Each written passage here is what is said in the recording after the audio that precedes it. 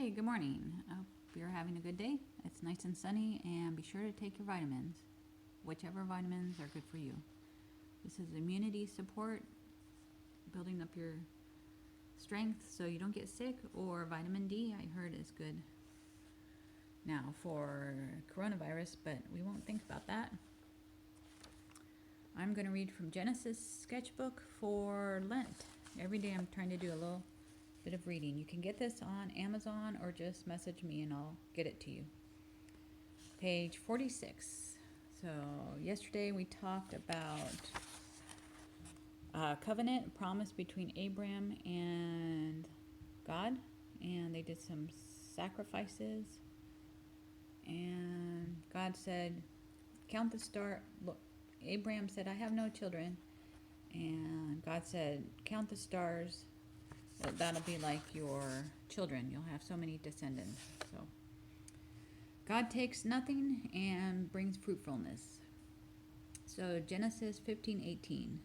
On that day, the Lord made a covenant promise to Abraham and said, to your descendants, I give this land from the Wadi of Egypt to the great river. Okay, we went over this yesterday. So I'm giving you this land, giving you descendants. So Genesis 16, Sarai has no children, even though God promised. Now Sarai, Abraham's wife, had borne him no children, but she had an Egyptian slave named Hagar. So she said to Abram, the Lord has kept me from having children. Go sleep with my slave. Perhaps I can build a family through her. So Abram, go sleep with Hagar, my Egyptian slave. I need to change that, make that an Egyptian. For some reason it's bad printing, but Sarai says, I need children. Maybe I can have a future family between you and Hagar. Abram agreed to what Sarai said. So after Abram had been living in Canaan 10 years, Sarai, his wife, took her Egyptian slave Hagar and gave her to her husband to be his wife. He slept with Hagar and she conceived.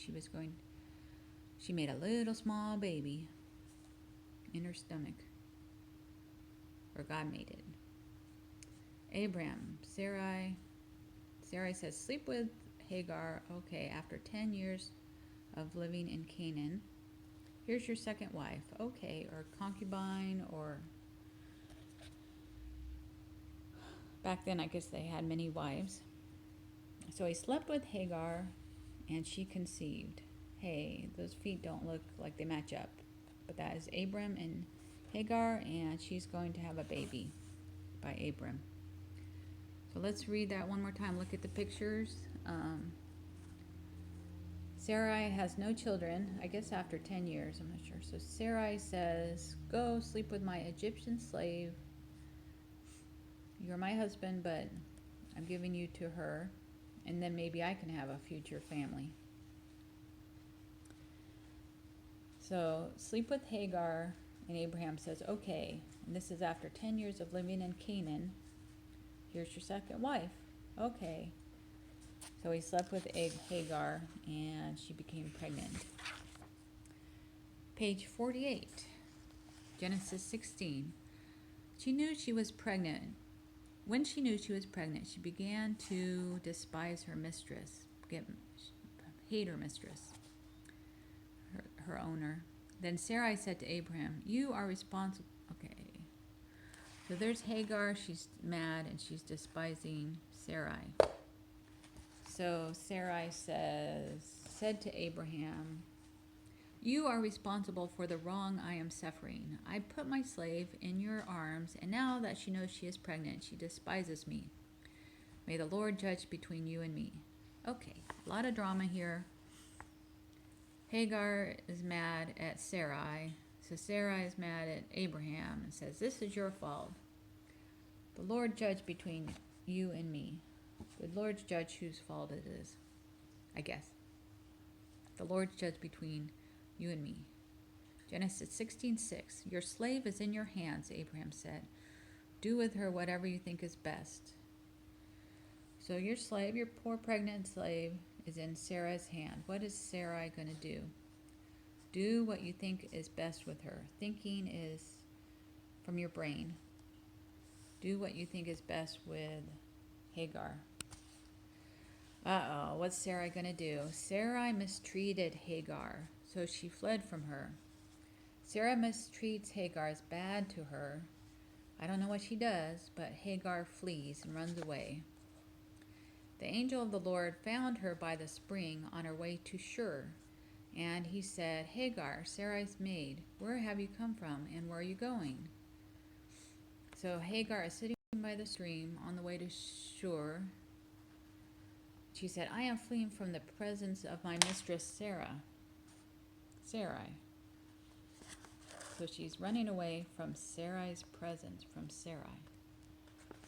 So let's look at that again. Hagar is mad at Sarai, and Sarai gets mad at her husband Abram. Says, Lord, judge between you and me. Abram says, here's Abram. Abram says, I should write the word Abram there. Sarai is in the slave is in your hands. Sarai is in your hands. What are you going to do with Hagar? Do what you think is best for her, with her. Not for her, but do what you think is best with her. What will Sarai do? My dumb glasses. Got to get new ones. And Sarai mistreats Hagar. Hagar flees. An angel finds Hagar by the stream on the way to Shur. And where are you going? He says.